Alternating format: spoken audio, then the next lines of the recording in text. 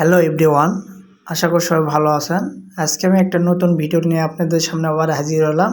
এই যে গাড়িটা দেখতে পাচ্ছেন, এই গাড়িটা অনেকে চেনে আবার অনেকে চেনে না। এই গাড়িটার নাম হচ্ছে আপনার ফকলিফট।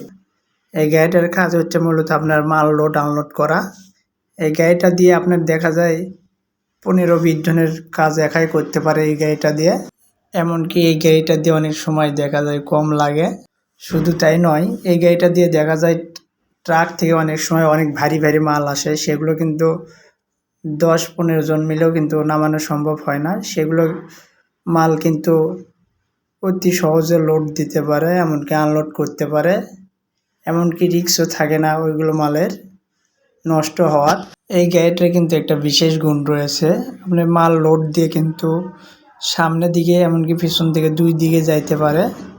কিন্তু এই ড্রাইভার অনেক পাকাপোক্ত, মাল দিয়ে কিন্তু পিছন দিকে যাচ্ছে, পিছন দিকে নিয়ে যেতে অনেক সুবিধা হয়, এই জন্য পিছন দিকে যাচ্ছে।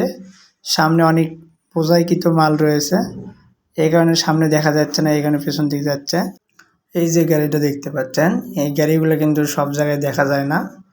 আপনার বড় বড় মেল কারখানা বা বিভিন্ন বড় প্রতিষ্ঠান, সেগুলোতে থাকে এগুলো গাড়ি কিন্তু অনেক দাম, আর এগুলো গাড়ি কিন্তু আপনার বাংলাদেশে অ্যাভেলেবল পাওয়া যায় না।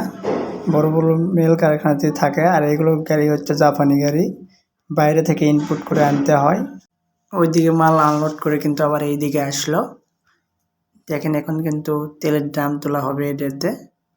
আর এগুলো গাড়ি কিন্তু প্রচুর শক্তি। দেখেন একসাথে কিন্তু আপনার 2টা তেলের ড্রাম তোলা হবে। এই যে একটা তোলা হচ্ছে, আরেকটা তোলা হচ্ছে।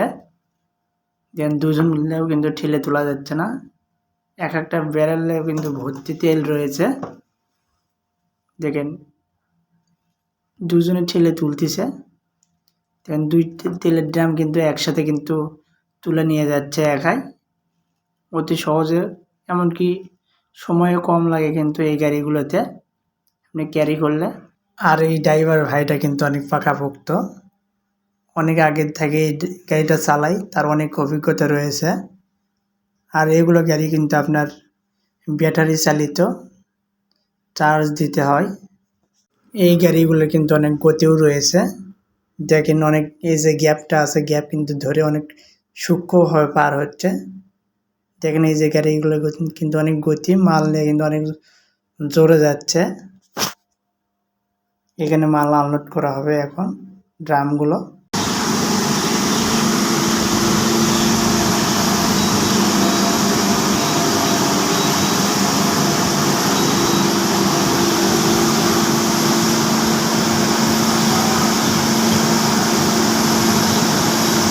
আনলোড করা কিন্তু হয়ে গেল।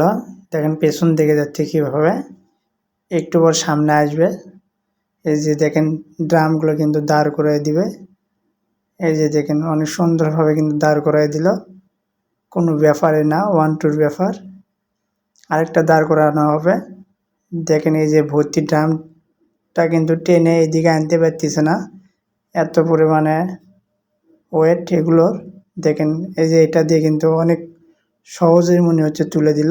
আজকের ভিডিওটা এই পর্যন্তই। সবাই সুস্থ থাকবেন, ভালো থাকবেন, আল্লাহ হাফেজ। নতুন একটা ভিডিও দেখা